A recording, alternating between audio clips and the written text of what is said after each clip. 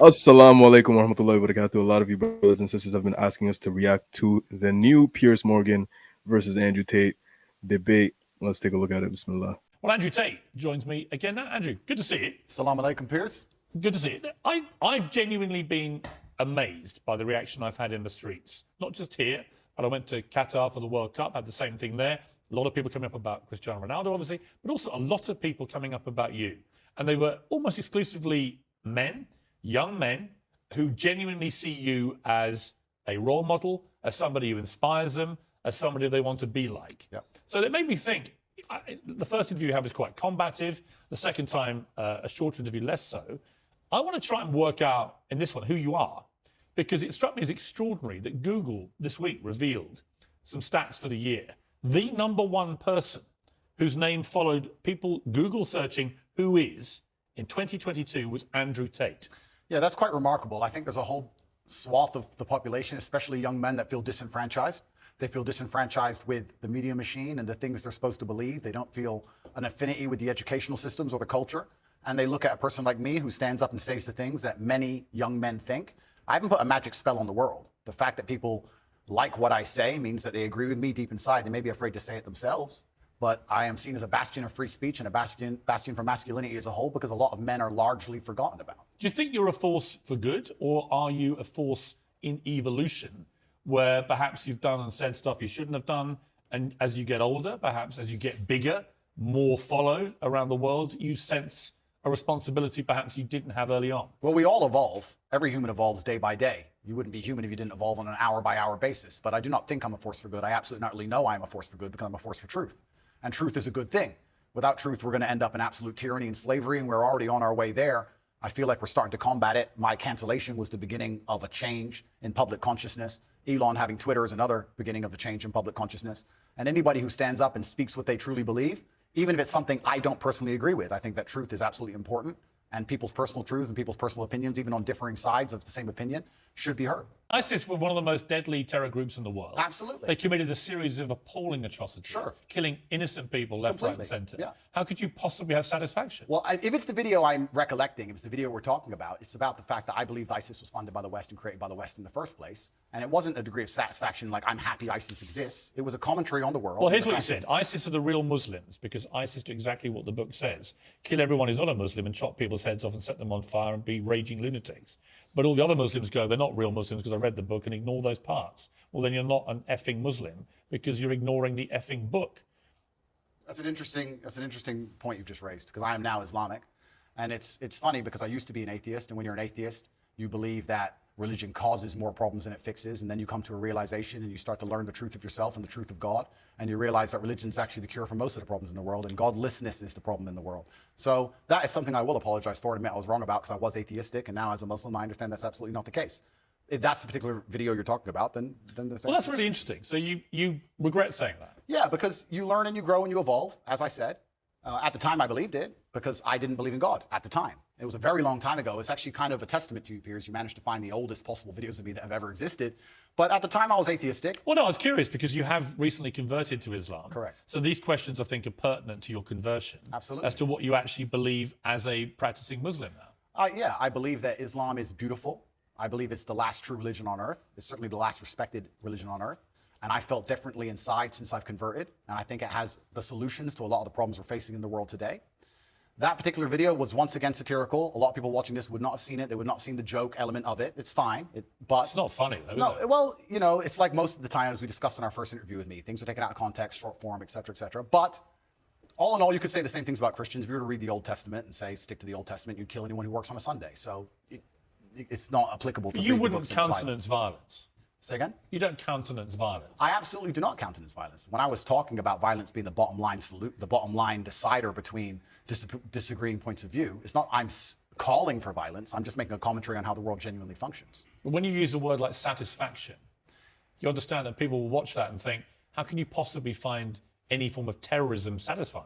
I don't find any form of terrorism satisfying. I don't find Western terrorism satisfying either. I don't think it's satisfying that we managed to find $500,000 per bomb to drop on some farmer who makes $4 a day under the name of freedom. And we can't seem to pay our nurses enough to do their jobs. I don't find any kind of terrorism. And it's actually very interesting. You talk about the word terrorism. Terrorist and freedom fighter, good guy and bad guy, all of this is subjective. There are people who believe that the West are the biggest terrorists on the earth. There are people who believe that America causes more wars than anyone else, and they've killed more people than anyone else. And there's people who believe the absolute opposite. So once again, it depends who you're talking to. It's a subjective conversation. There's no black and white in the world. There's areas of gray, and that's how it is. So I thought you were talking about another video where I was saying that ISIS is standing up and fighting for what they believe in. I'm not saying what they believe in is right, but that's what they were fighting for at the time. And it was a completely different video than the one you were actually referencing. But you would condemn them now? I don't condemn anybody doing anything bad to anybody. I'm not a person out here with a criminal record. I don't hurt anyone. I just spent my first segment on this show talking about how I believe in law and order and how important that is. I think people can operate inside of their lives safely and walk around, man, woman, child can walk around in safety in any city they live in. I saw some clips of it, but I didn't see that whole middle to end segment. So it's really just very fresh to me. Alhamdulillah. Well, he's definitely right about the matter of perspectives, because I believe that the West are, the biggest, I'd say, arbitrators of violence in the world. I would say that they are the biggest proponents of violence in the world and human injustice in the world. And I will say that firmly for many different reasons, whether it's, American businesses using sweatshops in other places, whether it's America funding to Syria and Palestinian people and remove them from their homes and ethnically cleanse them. I think like when you just look at the West and how they destabilized Africa and destabilized the Middle East, and they were doing well. They didn't need the West to save them, But the West has this like almost like this, savior complex, the white man's burden, and they kind of use that to legitimize a lot of the colonialism and imperialism that's been going on today. I think they're just atrocious. It's backwards. It's not necessary, but you can kind of see how it just kind of blew up in their face, no pun intended, because look at the West now. Look at the suicide rates. Look at the mental health, or I should say lack of mental dysfunction, and compare that to the Eastern countries, bro. Oh, it's not the white mindset. It's not the West mindset. It's the conquistador mindset, because this comes from before America was even America. This comes from when the Spanish actually came over and invaded the lands and basically conquered the natives that were there, bro. They were coming and it's almost like they were saving these people. But in reality, they were just, basically finishing a lot of them off. This sounds real off there. Yeah. They were killing a lot of them, and they were, don't need to add anymore. You understand, bro? Yeah. They definitely did. Yeah. They definitely did horrendous things. A lot of different places.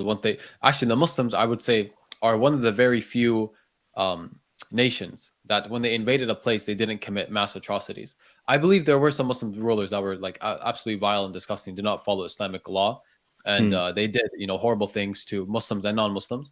But generally speaking, if you look at the Prophet, peace be upon him, if you look at the Sahaba, if you look at the good rulers that follow Islam, you'll find that when they conquered a place, they would not just do what the Mongols did to the Muslims, which was one of the most brutalities in history, the worst brutalities in history. But when you look at the West, it's really sad, because for them, they justify it with some very shallow and fallacious circular argument, which if I was going to try and explain it, I would say they assume that liberalism and democracy is good. Then they look at these other people, they don't have they don't have liberalism, liberty, democracy. Okay.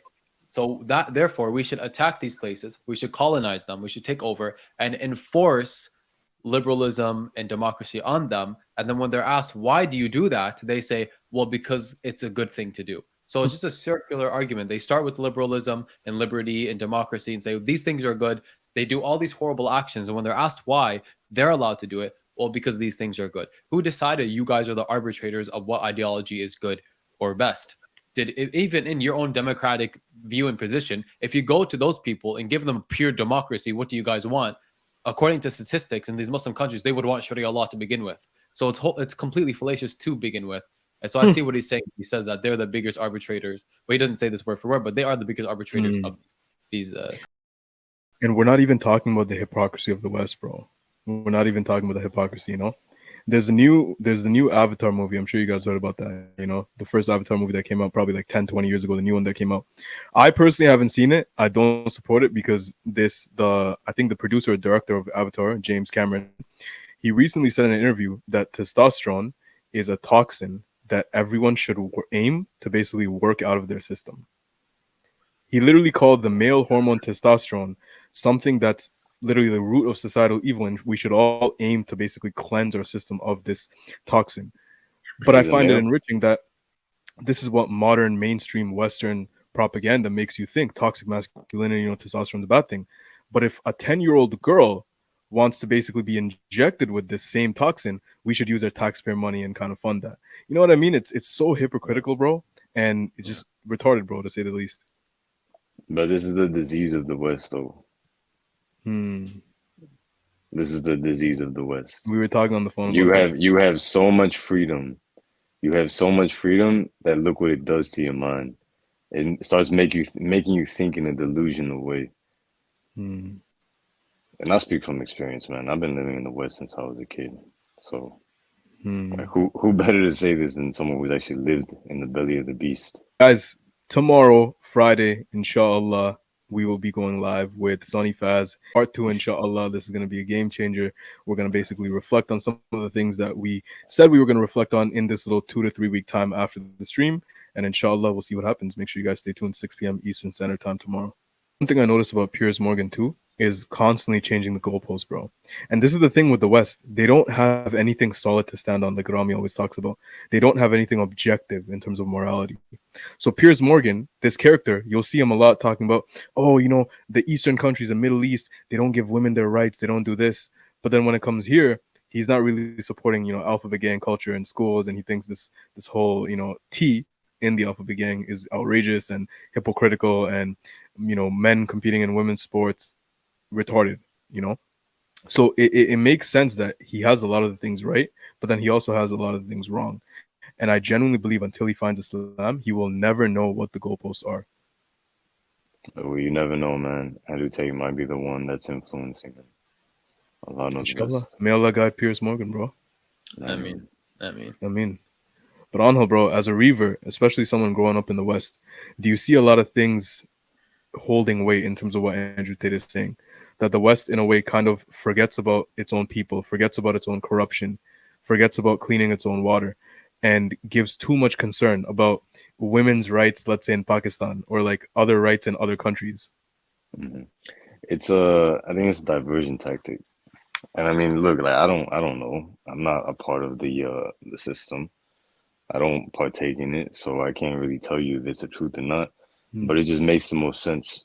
Like the West has always been trying to divert people from its main actions, its main intentions. Like they've had like there was this one thing over here in America called the Boston bombing.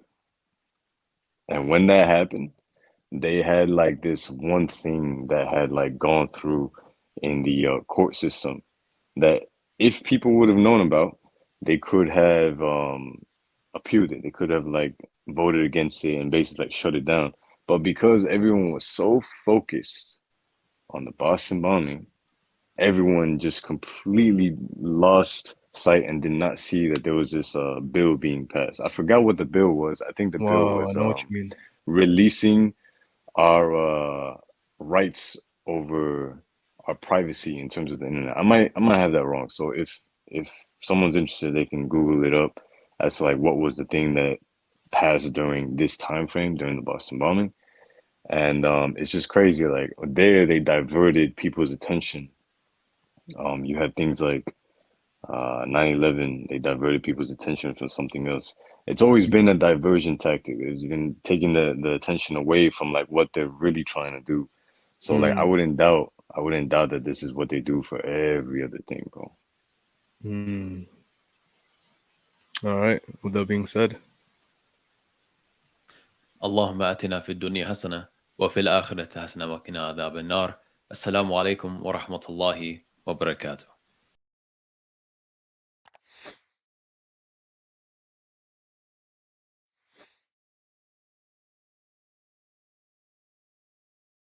Muslims in Norway are now establishing a masjid and dawah center to enhance the Norwegian dawah. If you donate to this cause, you will inshallah reap the rewards of thousands of Muslims coming back to Islam, and many of those will become du'at.